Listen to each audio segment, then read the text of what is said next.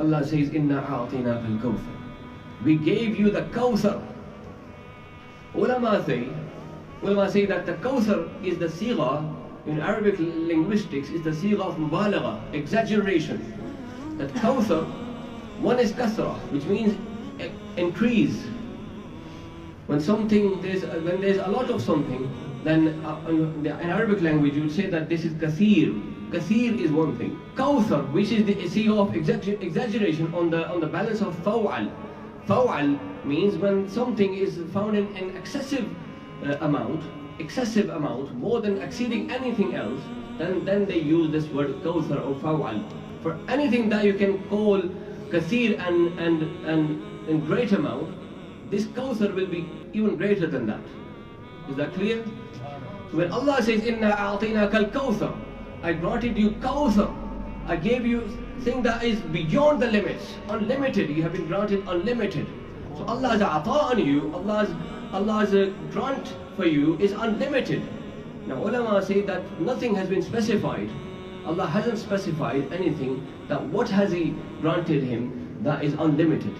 क्या वो चीज़ है जो अल्लाह ने हर उसको सरकार को कसीरत कौसर अदा की है, ला महदूद अदा की है, उसका यहाँ पे वजाहत तो नहीं की गई. Allah hasn't specified anything that कि हमने आपको क्या चीज़ कौसर अदा की है. So nothing has been specified here. Then that means when nothing is specified and Allah has left this as general and common, this is open now. This means that everything that you have been granted that with kawthar, unlimited and more than anything else. Nowadays, when we come to now our day and age, we see some people measuring the khasais and the qualities of Al-Qadriyyah. Despite calling themselves Muslims, you see them measuring some of the attributes of Al-Qadriyyah. They say that he was given this much knowledge and that much knowledge. Who are you to measure? When Allah is telling you that He granted him kawthar, He granted him without any limit, without any count, without any scale, and He did not count when He was granting His own beloved, then who are you to count His knowledge or any of His other attributes? They sometimes say that He had very limited knowledge. They then give different various opinions about how much His knowledge was. So with their little wisdom, they try to measure the knowledge of Al-Qadriyyah. When Almighty Allah says in Holy Quran, clearly, that قُلْ مَتَاعُ الدُّنْيَا قَلِيلٌ. Whatever you find in this dunya, that is qaleel. That all of the things that are found in this dunya, they are qaleel.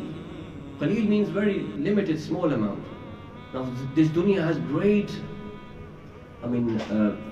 so many things which we cannot count, countless things within. Just the population of this world exceeds maybe more than 6 billion at this one moment of time. We cannot count that, countless. Then there's other creations as well. You have the animals on the earth, and then you have insects, then you have birds, then you go to the water, you have all different species within the water. You cannot count that. So every single thing that is in this dunya, but even the smallest atom, if you count that, every single smallest particle of the sand and smallest particle of every single thing on the earth, count them together. There are billions of that, trillions of that. They will amount to trillions. But Allah says, whatever is in this dunya, that is qaleel. That is very small amount. So if everything that's in the dunya is very qaleel, then what will be the kathir of Almighty Allah? If everything that's in the universe and the dunya is qaleel, then what will be the kathir of Almighty Allah? What will be the level of kathir of Almighty Allah?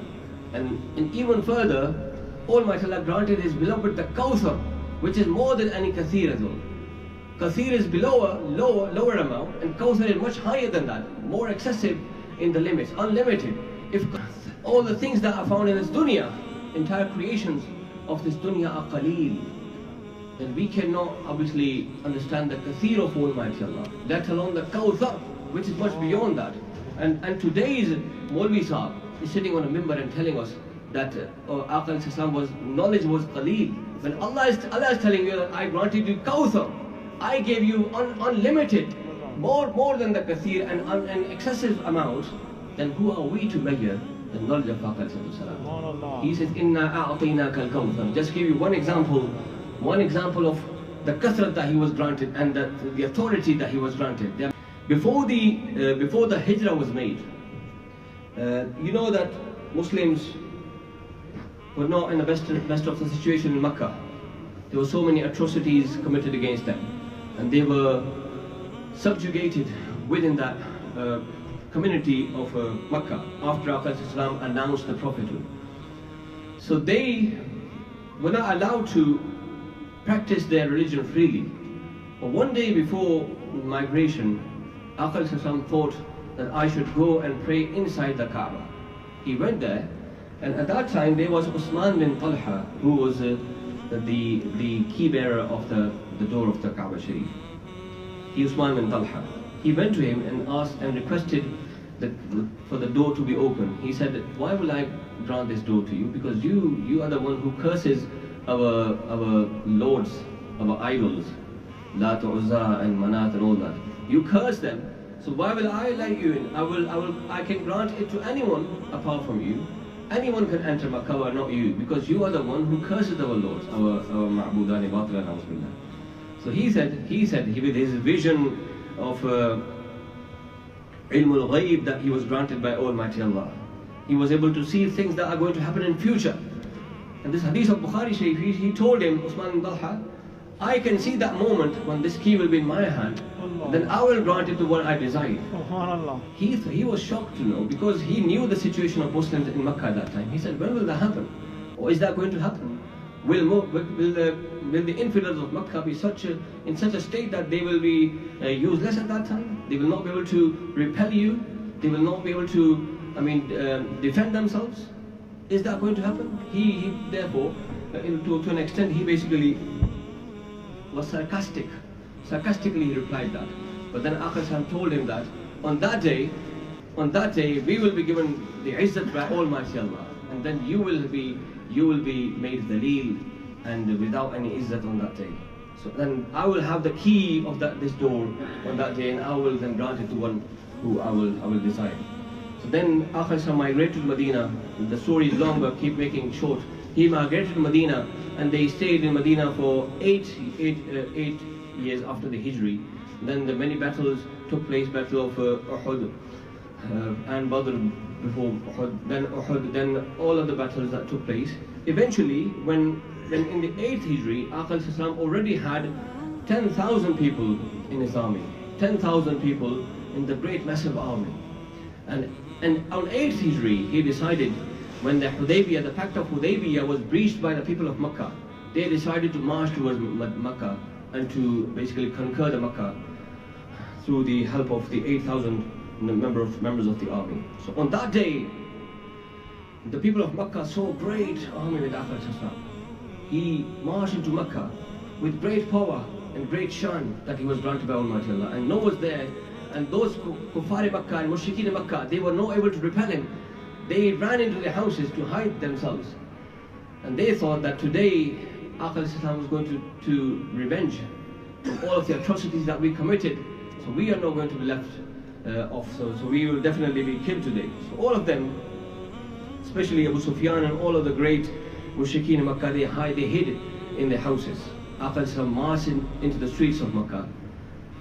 And when they heard that he has finally announced pardon for everyone, and he said, "Idhabu antum at-tulaqa," go, you're freed from you, and la tathrib alaykum al-yawm.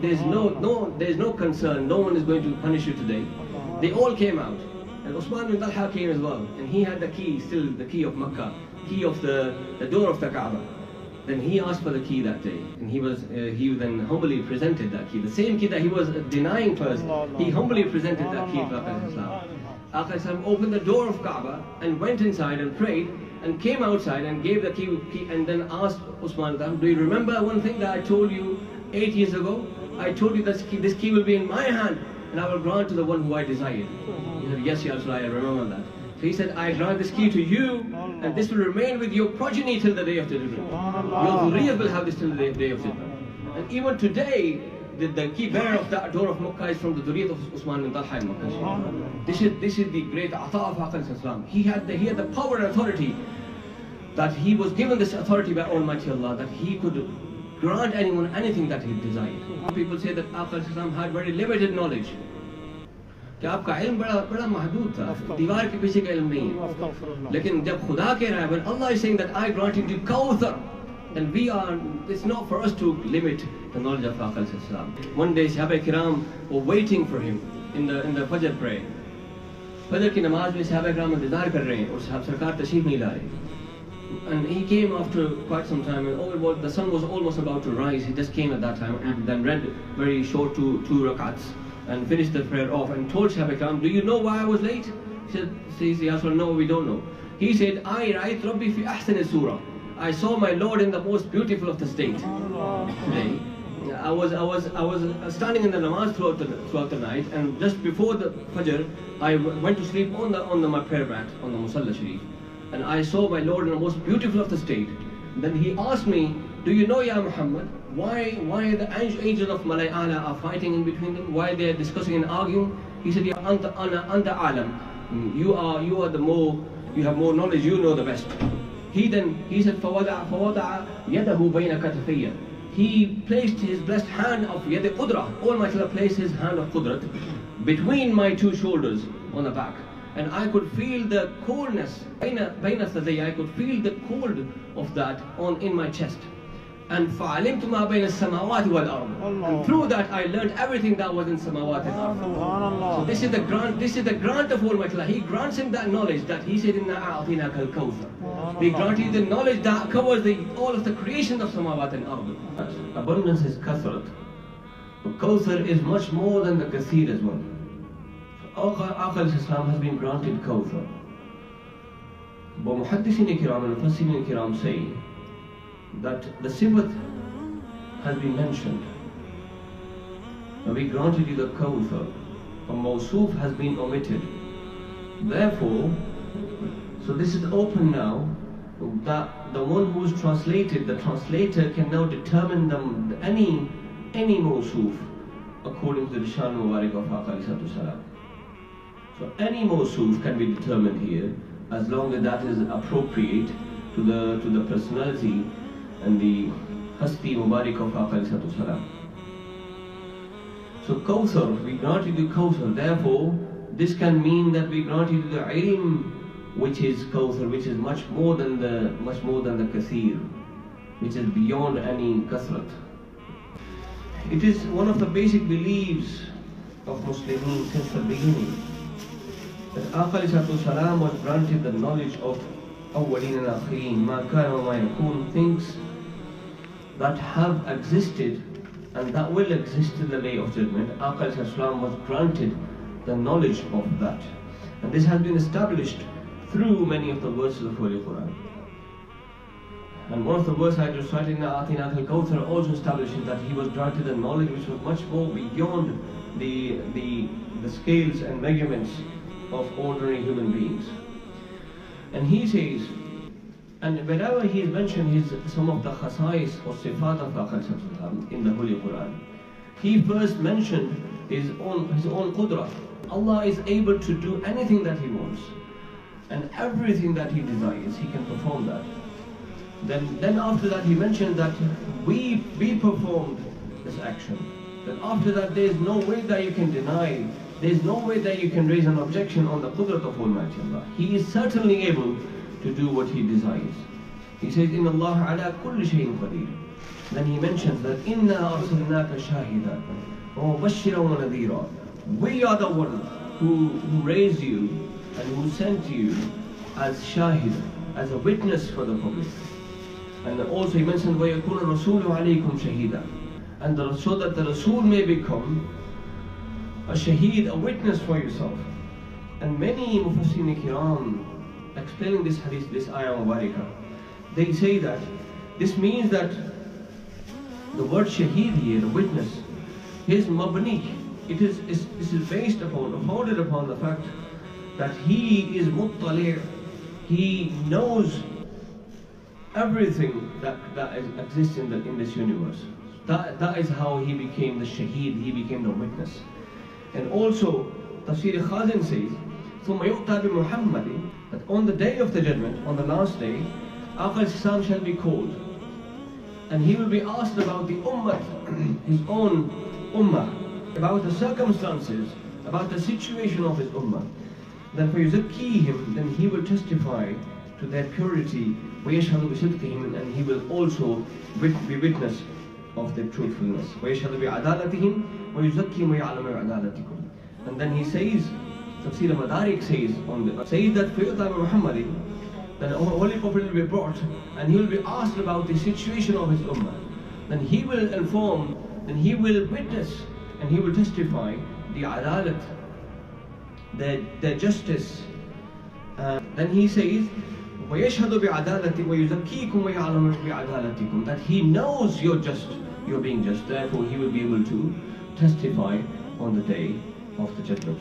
So this hadith and this ayah Mubarakah basically indicates, and there are many more verses like this which indicate that he is going to be shaheed, a witness for the ummah.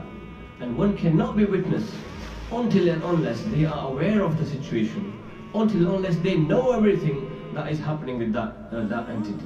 So when he will be witness of our actions and a'mal on the day of judgment, that also means, that establishes that he is aware of every single thing that we are performing. He is, and this also is also established through verse of Surah Nisa, that وَجِئْنَا بِكَ عَلَى هَؤُلَاءِ شَهِيدًا, that we shall bring you as a guardian or witness on these on the day of the judgment. So he will be shaheed for all of the ummah, and not only shaheed but also shafi' as well. He will not only be shaheed but also shafi' for the ummah on the day of the judgment. Shafi' means someone who intercedes for someone. So he will be interceding for us on the day of the judgment. And in Ayatul Kursi, which is also termed as the greatest verse of the Holy Quran in terms of the muqam. This is mentioned that مَنْ ذَا الَّذِي يَشْفَعُ عِنْدَهُ إِلَّا بِإِذْنِهِ, who is who can intercede عِنْدَهُ, near him, in his court, in his presence, إِلَّا بِإِذْنِهِ, except بِإِذْنِهِ, through his idhn, through his order, through his permission. So, and then also says يَعْلَمُ مَا بَيْنَ أَيْدِيهِمْ وَمَا خَلْفَهُم, he knows whatever is among, before them, and whatever is behind them. Now, Tafsir Nishapuri and many other Mufassirin Kiram, when they explain this verse, they said that while this ayah Mubarakah indicates that it is possible for someone to intercede in the court of Allah, when Almighty Allah has granted them the permission, when He has granted them the izn and permission, they can intercede in the court of Almighty Allah. At the same time, the next jumla, يَعْلَمُ مَا بَيْنَ أَيْدِيهِمْ وَمَا خَلْفَهُم, this sentence indicates that this person who will intercede in the court of Allah is aware of their situation. يَعْلَمُ مَا بَيْنَ أَيْدِيهِمْ وَمَا خَلْفَهُم, he knows whatever is in front of them, is among them, and whatever is behind them. So he is aware of that. He knows whatever is in front of them and what is behind them. So he is aware of that. Therefore, he will be given this status that he will be able to intercede for them on the day of the judgment.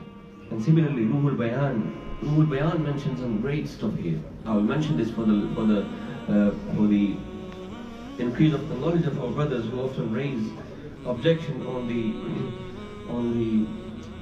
knowledge of the unseen of Al-Qadriyyah. That وَلَا يُحِيطُونَ بِشَيْءٍ مِنْ عِلْمِهِ إِلَّا بِمَا شَاءَ, that they do not comprehend anything from his knowledge. They cannot comprehend, they are unable to comprehend and encompass or cover the knowledge that he holds, إِلَّا بِمَا شَاءَ, except that he wishes. They say that this is, while this refers to the knowledge of Almighty Allah Himself first, but this can also mean that the knowledge of Al-Qadriyyah is so vast that none from the public, none from the creation of Almighty Allah can comprehend anything from the knowledge of Al-Qadriyyah. Ruhul Bayan mentions one thing, that يحتمل أن تكون هاو كناية عنه عليه الصلاة والسلام, that here the zamir, that بشيء من علمه, the ilmihi has zamir attached to it. This pronoun that's attached to ilmihi, this is referring to Al-Qadriyyah. There is ihtimal, possibility, that this subjective pronoun in this verse is referring to alayhi salam, that وَلَا يُحِيطُونَ بِشَيْءٍ مِنْ عِلْمِهِ, they cannot comprehend anything from the knowledge of alayhi salam. So his knowledge is such vast that none from the creation have the ability to understand the greatness and vastness of his knowledge. So therefore, he is therefore aware of the ghaib. These ayat mubarakah, they indicate that Almighty Allah granted him the knowledge of the ghaib. And similarly, there are many more verses which indicate the same. And the greatest proof of the knowledge of the ilm al-ghaib and knowledge of the unseen of alayhi can be taken from the verse I recited in the khutbah, in which Almighty Allah mentions that Ar-Rahmanu 'allama al-Qur'an. Rahman is the one who taught the Quran. And Mufassirin Kiram, Tafsir Jalalain, Tafsir Baydawi, Tafsir Kabir, and many more tafsir, they mention that he taught Alayhi Salam, our Holy Prophet upon him, the Holy Quran. उसने कुरान जो सिखाया है तो किसको सिखाया है? सबसे पहले कुरान सिखाया किसको है? He taught our Holy Prophet about the knowledge of the Quran. And then he mentions what he taught in the Holy Quran. He says, in this book that we taught him, there is no wet or dry creation of Almighty Allah, but that is found in the holy book of Almighty Allah. कि हर चीज जो खुदा ने तख्लीक की है वो खुदा की कलाम में मौजूद है. Every ratb and yabis, everything that is wet and dry is found in the book of Almighty Allah. And there's everything. And then he mentions this holy book, we revealed to him tibyanan likulli shay, to mention, to do the bayan, to talk about every single thing that is going to exist. So kulli shay basically covers every single creation of Almighty Allah. This kulli shay, this basically covers everything that ever existed and that will exist. So everything that existed since the beginning, since the first creation till the last creation, all of them have been therefore mentioned in the holy book. And since that has been mentioned in the Quran itself, so Quran is bayan. Quran basically is the knowledge of everything that existed since the beginning and that will exist till the end. And then that Quran has been taught to Alayhi Salam. जब ये कुरान खुदा ने कुरान सरकार को सिखा दिया, and that means that he was granted the knowledge of every single thing that existed and that will exist till the day of judgment. SubhanAllah. I began my talk by indicating that when we say that he was granted the knowledge, we do not say that this was his personal knowledge. The thing that is prohibited to believe in is that the knowledge that he attained, that knowledge that he acquired was his personal ability. This was not his personal knowledge. ये उनका ज़ाती knowledge नहीं था. However, this was granted by the Almighty Allah. When we accept that this knowledge was granted to him by the Almighty Allah, then there is nothing wrong with this belief. Almighty Allah is able to grant his servant whatever he desired. And he said, Inna a'tinaka al-kawthar, we granted you the kawthar, we granted you the knowledge that exceeds the kasrat. This is much more beyond the kasrat, much more beyond the abundance and preponderance. This is much more beyond that. So this is more than the kathir, kawthar. When he granted him everything in kawthar, then it's not for us to limit the ata of Almighty Allah. That means that he granted him the knowledge of the unseen as well, as mentioned in many of the ahadith mubarakah. It says in Bukhari Sharif, I mentioned this in our Dasi hadith as well, that Bad'ul Khalq, he says that Hazrat Umar Farooq narrates that Qama fina Rasulullah, one day Akhar stood on the Mimbar Sharif and maqaman fa'akhbarana an Bad'il Khalqi, and he informed us about the beginning of the creations, hatta dakhala ahlul jannati manazilahum wa ahlul nari manazilahum, until he informed us about all of the universe, everything that will happen until the Qiyamah, until the Hisab wa Kitab, and until he informed us about the people who will enter the Jannah, until they reach their manazil. He talked through this, and until the people of the Nar, they reach their manazil. Hatta dakhala ahlul nari manazilahum. So he informed us about all of this, and then the ones who learned about Hafidha dhalika man hafidha, the one who could memorize this, one who could remember this, they remembered, and the ones who forgot this, they forgot. indicating that Akhir Islam talked about everything that happened, that existed since the beginning till the last day. Till the last day. So he was able to inform them about every single thing that existed since the beginning till the day of the judgment, and even after the Hisab of Kitab.